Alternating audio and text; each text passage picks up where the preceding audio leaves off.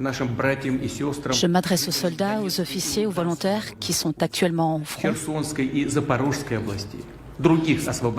aux habitants des territoires de Louhansk et de Donetsk et d'autres territoires libérés de Kherson et de Zaporizhia. Il s'agit de points et de mesures nécessaires pour solidifier la souveraineté et l'intégrité territoriale de la Russie. Ces régions doivent décider elles-mêmes de leur destin, loin de Kiev, de garder leur pouvoir et de bloquer les développements imposés par Kiev, pour imposer leurs décisions, pour imposer leur volonté. Le but de l'Occident est d'affaiblir notre pays.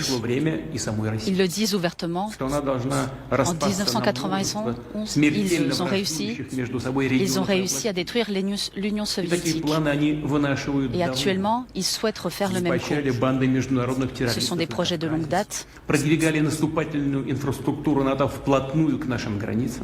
Ils ont encouragé des bandes de terroristes dans les territoires du Nord. Leur arme est la russophobie totale.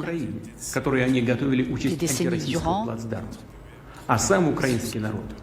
ils ont contribué à créer ce sentiment de haine à l'égard des Russes.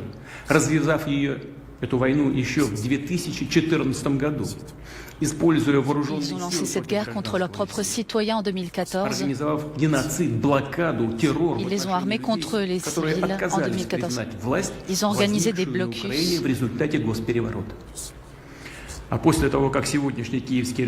Et ont refusé de reconnaître le pouvoir, le régime, après le coup d'État de Maïdan en 2014.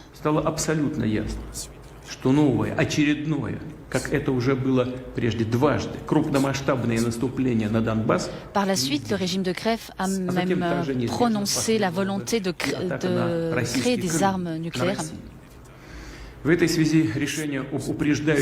Cette intervention était donc inévitable, même la Crimée russe était inévitable.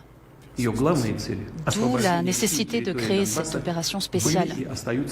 C'était très logique. Ces objectifs demeurent les mêmes. Il s'agit de défendre le peuple du Donbass, de Donetsk, de Louhansk et des autres régions libérées. Dans d'autres régions du territoire, le régime de Kiev a créé une ligne de défense extrêmement profonde, mais nos forces armées, ainsi que les régiments des républiques populaires, libèrent des villages et des villes pas à pas. Des régions qui sont des otages de Kiev.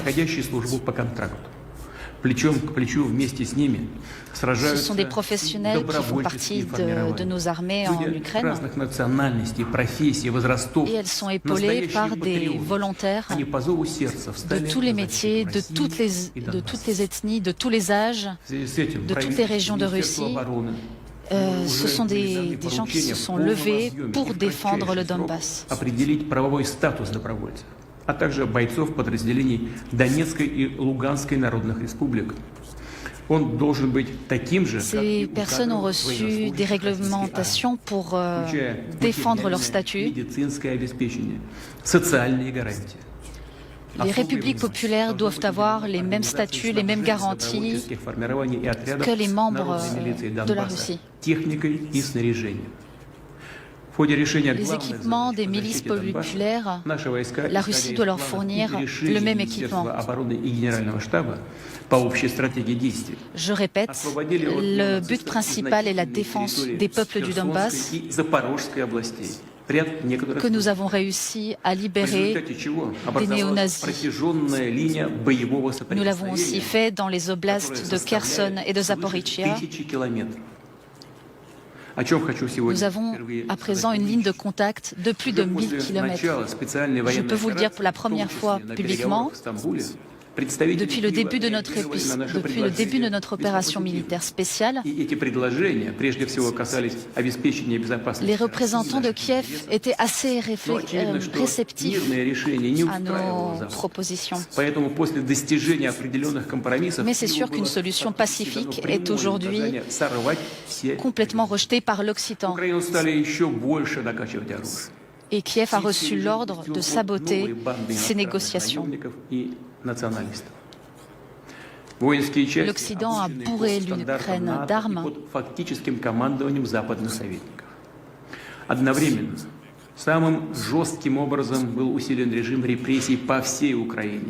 Les forces ukrainiennes sont actuellement entièrement guidées par l'OTAN.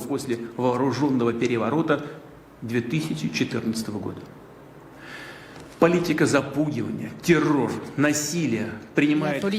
de la terreur, de la violence est massive. C'est une barbarie.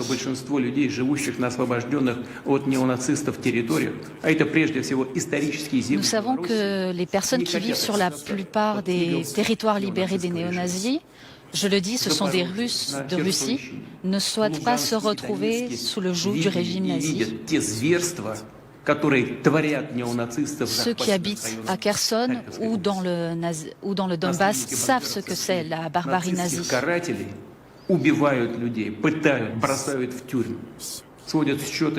l'oblast de Kharkiv, ils savent qu'ils s'inspirent des collaborationnistes nazis de la Seconde Guerre mondiale, comme Bandera, et perpétuent là des crimes horribles. Avant, sur ces territoires, il y avait plus de 7,5 millions d'habitants. La majorité de ces personnes sont aujourd'hui déplacées. Ceux qui restent sont bombardés de manière constante de la part des néo-nazis qui n'épargnent ni les hôpitaux ni les écoles. Personne n'a le droit moral de laisser ces personnes à l'abandon, ces personnes qui nous sont proches. Personne ne peut les laisser à la merci de ces bourreaux. Les parlements des deux républiques populaires et les autorités des deux oblasts de Zaporijia et de Kherson ont décidé de référendum pour déterminer de l'avenir de ces territoires. Ils ont demandé le soutien de la Russie et je le souligne, nous ferons tout pour créer des conditions stables et sûres pour la tenue de ces scrutins. C'est très important. Nous soutiendrons la décision qui sera prise par la population. Chers amis, aujourd'hui nos forces armées, comme je l'ai déjà dit, agissent sur la ligne de front de plus d'1 millier de kilomètres. Ils ne luttent pas uniquement contre les régiments ukrainiens néo-nazis, mais aussi contre l'Occident collectif. Notre opération est extrêmement pertinente par rapport à la menace que nous subissons, que subit notre patrie.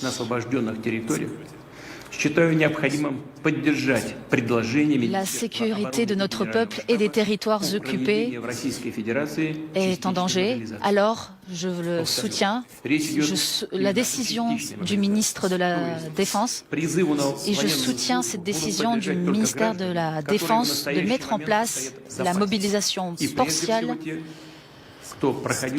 La convocation sera envoyée aux réservistes, c'est-à-dire ceux qui ont déjà fait leur service militaire, qui ont déjà reçu une qualification militaire.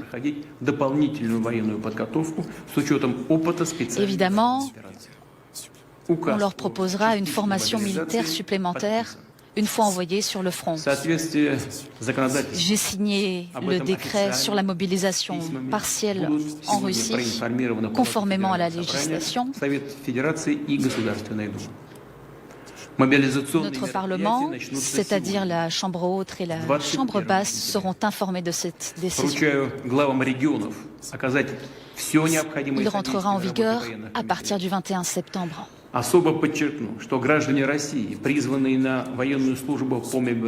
Les autorités locales dans les régions doivent soutenir ces actions.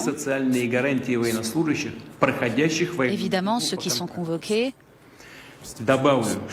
recevront le même statut que ceux qui font déjà partie des forces armées, qui sont sous contrat.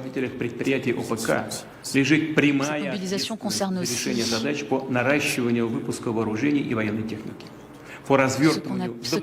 qui est aussi appelé la commande d'État.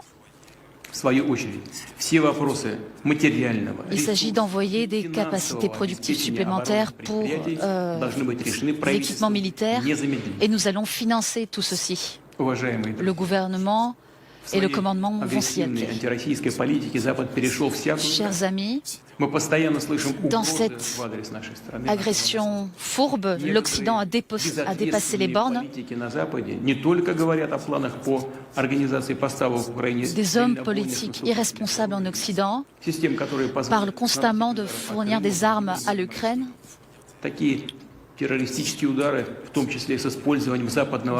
leur fournir des systèmes qui permettent d'attaquer la Crimée. Ce sont des décisions terroristes.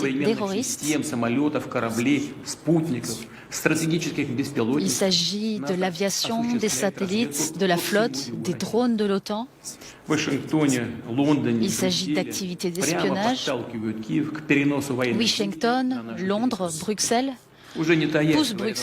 pousse Kiev à élargir la guerre au-delà des frontières.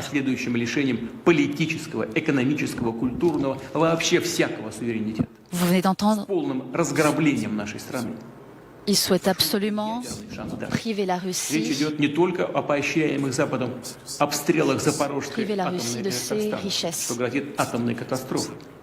C'est l'Occident qui est responsable de ces bombardements de Zaporizhzhia et d'autres chefs de l'OTAN disent même que des armes de destruction massive, c'est-à-dire des armes de destruction nucléaire, ne sont pas exclues.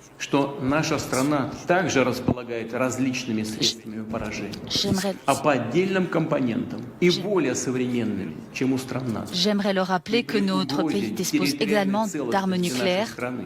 Et donc, si notre intégrité territoriale est menacée, nous allons nous défendre. Nous allons utiliser tous les moyens dont nous disposons. Et ce ne sont pas juste des paroles.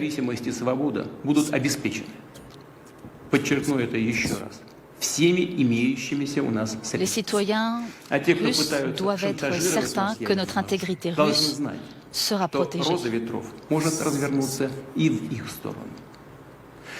В нашей исторической традиции, в судьбе нашего народа останавливать тех, кто рвется к мировому господству, кто грозит расчленением и порабощением нашей Родины. C'est notre destin de contrer ceux qui prétendent à la destruction mondiale. Nous le ferons. Ainsi sera-t-il.